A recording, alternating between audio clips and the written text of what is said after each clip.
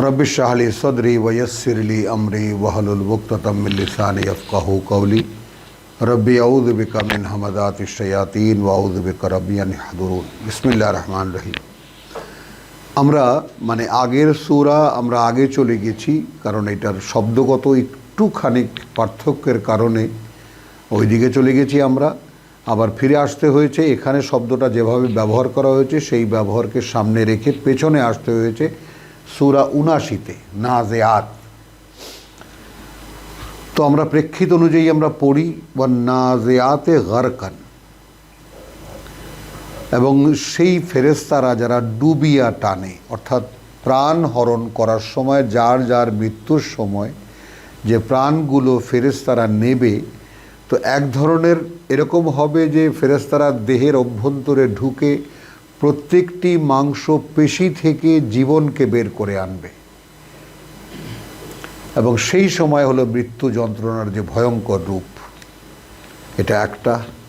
ওয়ান্নাশিতাতে নাশতান, আবার আছে আল গোছে তুলে নেবে,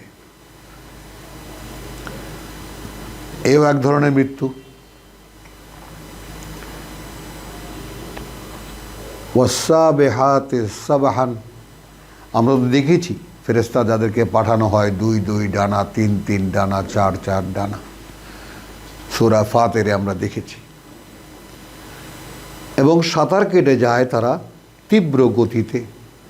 ফাসসাবিকাতে সাবকান, সেখানে তারা রীতিমতো প্রতিযোগিতা করে সাঁতারে।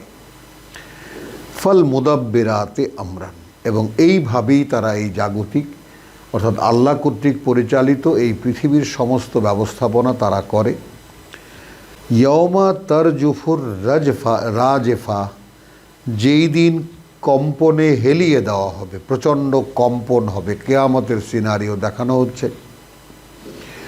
তাতবাউহা আর রাদেফা, ঠিক পরে পরেই আসবে আর একটা ধাক্কা, এক ধাক্কায় সমস্ত পৃথিবীটাকে প্রকম্পিত করা হবে।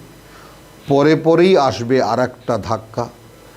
কুলুবুন ইয়াউমাইদিন ওয়াজেফা, তখন যারা জীবিত থাকবে তাদের অন্তরগুলো তখন আতঙ্কিত হবে। আবসারুহা খাশিআহ, এবং দৃষ্টিগুলো তাদের অবনমিত হবে। কি হচ্ছে? ইয়াকুলুন আইন্না লা মারদুদুনা ফিল হাফিরাহ,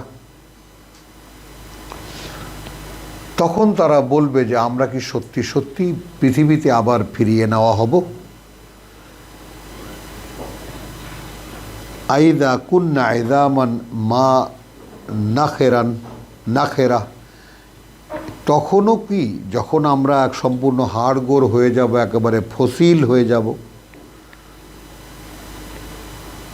কালু তিলকা ইদান কাররাতান খাসিরা, ওইটা যদি হয় তাহলে তো সেটা সেই ফেরাটা হবে খেসারতের, অর্থাৎ বড়ই সর্বনাশী ফেরা। ফাইন্নামা হিয়া জাজরাতুন ওয়াহেদাতুন, নয় আর কিছুই, সেটা একটি মাত্র প্রবল আকারের হুমকি। জাজরাতুন, ধমক একটা মাত্র। ফাইদা হুম বিসাহেরা, তারপর সকলেই উন্মুক্ত ময়দানে উপস্থিত হবে। এই হলো কেয়ামতের একটা মোটামুটি দৃশ্যপট আঁকা হলো। এরপর বলা হচ্ছে হাল আতাকা হাদিসু মূসা, এসেছে কি তোমার কাছে মূসার কাহিনী। ইয নাদাহু রব্বুহু, যখন ডেকেছিলেও তাকে তার প্রতিপালক, বিল ওয়াদিল মুকাদ্দাসে তুয়া, সেই উপত্যকায় যেটা পবিত্র, তুয়া। সূরা তহায় আমরা দেখেছি যে তুমি আছো পবিত্র উপত্যকা তুয়ায়, অতএব তোমার জুতো খুলে ফেলো। ইয নাদাহু, যখন ডেকেছিলেন তাকে তার প্রতিপালক, বিল ওয়াদিল মুকাদ্দাসে তুয়া, পবিত্র উপত্যকা তুয়ায়, ইযহাব ইলা ফিরআউন। এবার দেখুন রিসালাতের ভাষা, অর্থাৎ আল্লাহ যখন কোনো প্রেরিত পুরুষের দ্বারা কোনো কথা পৌঁছান, কোনো কথা বলান, তখন তার অবস্থাটা কীরকম হয়। যাও ফেরাউনের সামনে, সে সকল সীমা ছাড়িয়ে গেছে, সে সীমা লঙ্ঘনকারী হয়ে গেছে।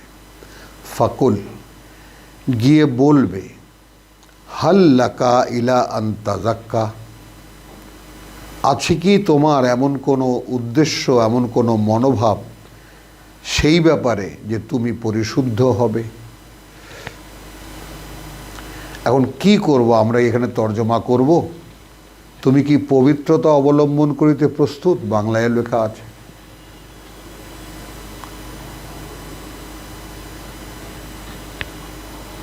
ওয়া আহাদিয়াকা ইলা রাব্বিকা ফাত্তাখশা, এই হলো রিসালাতের ভাষা, রাসূলের ভাষা। আমি যদি পরিচালিত করি তোমাকে তোমার প্রতিপালকের দিকে, অর্থাৎ আমি যদি বলে দিই তোমার প্রতিপালক কে এবং কি সে, তাহলে তুমি ভয় পাবে। মানে তুমি নিজে নিজে তোমার প্রতিপালককে চিন্তা ভাবনা করে বের করে তুমি বুঝতে পারবে না, ভয়ও পেতে পারবে না। তো এই জন্যই কোরআন যারা আসলে জানে না তাদেরকে আল্লাহ মৃত বলেছেন এবং রসুলকে বলেছেন তুমি তাদেরকে শোনাতে পারবে না যারা মৃত, যারা আছে কবরের মধ্যে। তো কোরআন যারা জানে না, মাআদাল্লাহ, আল্লাহ তাআলা কতটুকুই বা জানি, কতটুকু আমাদেরকে দিয়েছেন, কোনো অহংকার নাই, আছে শুধু কৃতজ্ঞতা আল্লাহর কাছে এবং আছে শুধু এই হাহাকার বুকটার মধ্যে যে আহারে যদি মানুষ এটা জানতো, মানুষ এটা পড়তো।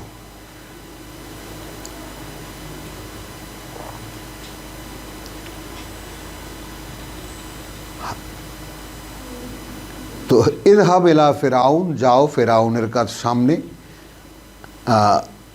ইন্নাহু তাগা, সে তো সকল সীমা ছাড়িয়ে গেছে। ফাকুল, গিয়ে বলো, হাল লাকা ইলা আন তাযাক্কা, এখন এটা কি বলবো যে তোমার কি এমন কোনো উদ্দেশ্য আছে যে তুমি যাকাত দেবে, শতকরা 2.5 টাকা? কিভাবে নেব এটা? তো এখন যাকাত আর সালাত ওয়াজান কিন্তু দুটো শব্দরই এক, বানানো শুধু অক্ষরের পার্থক্য, ধরন এক। তাহলে খেয়াল করুন, সেটারই সাল্লা এবং তাজাক্কা বা জাক্কা একই ব্যবহার এবং একই রকমভাবে ব্যবহার করা হয়েছে কোরআনে। এটাকে আরবিতে ওয়াজান বলে, একই ওজনের শব্দ। তো ফাকুল হাল্লাকা ইলা আন তাযাক্কা, আছে কি তোমার সেই রকম কোনো উদ্দেশ্য যে তুমি পরিশুদ্ধ হবে। ওয়া আহাদিয়াকা ইলা রাব্বিকা ফাত্তাখশা, আমি তোমাকে দেখিয়ে দিচ্ছি, আমি তোমাকে পরিচালিত করছি তোমার প্রতিপালকের দিকে, তাহলে তুমি ভয় পাবে। ফারাহু আল আয়াত আল কুবরা, তখন সে দেখালো তাকে বড় একটা নিদর্শন, মুসার কাছে সেই যে সাপের লাঠির সাপ হয়ে যাওয়া। ফাকাজ্জাবা ওয়াসা, কিন্তু সে বড় বড় নিদর্শন দেখালো এবং সে সেটাকে অস্বীকার করলো, মিথ্যা প্রতিপন্ন করলো এবং সে অবৈধতাই দেখালো তার। সুম্মা আদবারা ইয়াসা, তারপর সে পেছনে চলে গেল এবং তার মোকাবেলা কি করে করা যায় তার আয়োজন করলো। ফাহাসারা ফানাদা, সে ঠিকই তার সমস্ত কিছু জোগাড় করলো, অর্থাৎ জাদুঘরদেরকে জোগাড় করলো মূসাকে মোকাবেলা করার জন্য। তারপর ডাক দিল, ফাকালা, মানুষকে ডাক দিল এবং বলল, আনা রাব্বুকুমুল আলা, আমি তোমাদের উচ্চতর প্রতিপালক, দেশের মধ্যে আমি তোমাদের উচ্চতর প্রতিপালক। মাআদাল্লাহ। ফাআখাযাহু আল্লাহ নাকাল আল আখিরা ওয়াল উলা, তারপর ধরলেন আল্লাহ তাকে এবং দৃষ্টান্ত করে রাখলেন পরবর্তীদের জন্য এবং আগের লোকদের জন্য। এখন এই জায়গাটায় হয়তো হুট করে মেলাতে পারবেন না, তার কারণ ফেরাউনের ব্যাপারে যেটা বলা হয়েছে এই কথাটা কারো বেলাই বলা হয়নি যে সেই উচ্চতর ক্ষমতায় আরোহণ করেছিল এই পৃথিবীর জীবনে, পৃথিবীর ইতিহাসে। তো এখন এই যে ফাআখাযাহুল্লাহু নাকাল আল আখিরা, তাকে আল্লাহ রেখে দিয়েছেন, তাকে ধরেছেন এবং করেছেন তাকে দৃষ্টান্ত, নাকাল। যেমন এখনও ফেরাউনের লাশটা রেখে দেওয়া হয়েছে, যাতে মানুষ দেখে ভয় পায়। মামি করে রেখে দেওয়া হয়েছে, কিন্তু কে দেখে তার, কে সেই ভয় পায়।